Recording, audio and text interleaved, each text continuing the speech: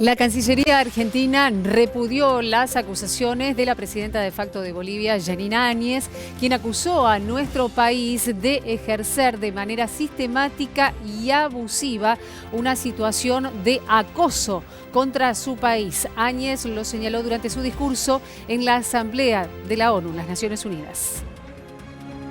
La presidenta interina de Bolivia, que llegó al poder tras desplazar a Evo Morales, advirtió ante la ONU que la región está en una bifurcación que puede derivar en dos caminos: la opresión o la libertad.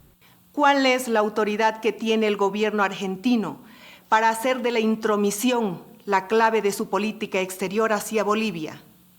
¿Y cuál es la autoridad que tiene para amparar una conspiración violenta de Evo Morales contra la democracia boliviana desde suelo argentino? Este será el primer y último discurso de Áñez ante la ONU, dado que se vio obligada a desistir de su candidatura para las elecciones del 18 de octubre por su escasa popularidad. En las últimas encuestas, el candidato de Evo Morales se consolida en el primer lugar en intención de votos, con un porcentaje que podría ungirlo presidente en primera vuelta. Ante estas declaraciones, la Cancillería argentina respondió que lamenta que en su intervención ante la Asamblea General de la ONU, la señora Yanina Áñez haya insistido en procurar involucrar al gobierno argentino en plena campaña electoral en la política interna del Estado plurinacional de Bolivia, y agregó a través de este hilo en redes sociales: esperamos que pueda concentrar su energía en la realización de las elecciones presidenciales libres y transparentes del próximo 18 de octubre. Bueno, las declaraciones y la respuesta. Estamos con José Nathanson. José, buen día, bienvenido. ¿Qué tal, Pablo? Buen día.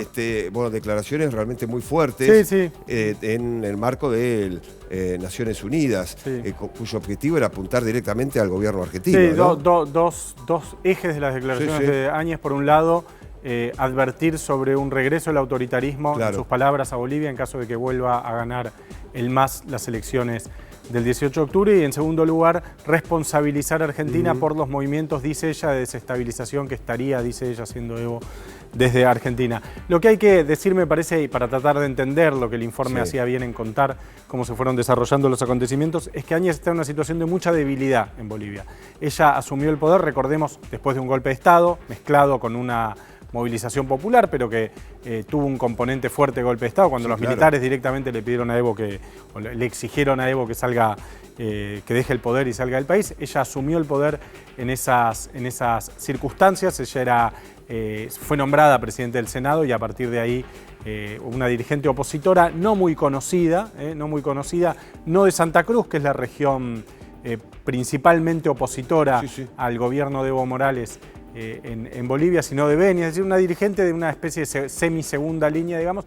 Bueno, asumió con una importante imagen positiva, se hizo conocida muy rápidamente, logró de algún modo, no quiero decir estabilizar la situación, hubo matanzas, hubo represión, hubo conflictos en las calles, pasaron un montón de cosas, pero logró por lo menos encauzar un proceso electoral.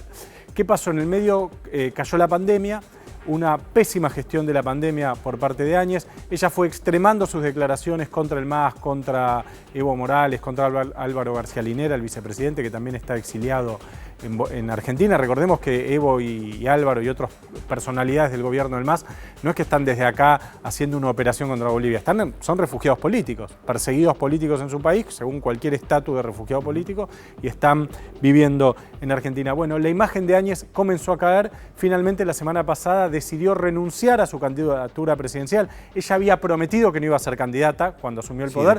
Después dijo que iba a ser candidata y finalmente terminó teniendo que anunciar su renuncia. En un contexto en el cual el candidato del MAS, Luis Arce, un candidato muy bien elegido por Evo Morales, fue su ministro de Economía durante casi todo su mandato, un candidato que no pertenece a los pueblos indígenas, un candidato blanco, por usar el término que se usa en Bolivia, que no pertenece a los pueblos indígenas, que fue el artífice y el gestor del milagro económico de Bolivia. Recordemos, nunca Bolivia creció tanto como durante el mandato de Evo Morales, muy adecuado para atraer, además del voto indígena que está garantizado por el candidato a vicepresidente, en todo caso por la presencia de Evo, que no puede ser candidato a senador por una proscripción y una inhibición judicial, pero que está activo en la campaña. Arce está garantizando el voto de un sector de la clase media que recuerda también los años de crecimiento de Evo. En ese contexto, la renuncia de Áñez lo que trata de hacer es fortalecer una oposición que está dividida en dos candidatos. Por un lado, Carlos Mesa, expresidente, en algún momento estuvo cerca de Evo, un hombre moderado, que en este caso está primero en las encuestas dentro de la oposición, y en segundo lugar Luis Camacho, el dirigente de Santa Cruz, que lideró el golpe de Estado junto con Áñez y con otras personalidades. Entonces, para ponerle un marco a las declaraciones de Áñez ayer en Naciones Unidas, muy agresivas, muy destempladas, creo que son básicamente producto de la impotencia que le produce el hecho de tener que haber renunciado a su candidatura y el hecho de que el candidato del MAS, Luis Arce, siga primero en las encuestas. Gracias, José. Gracias.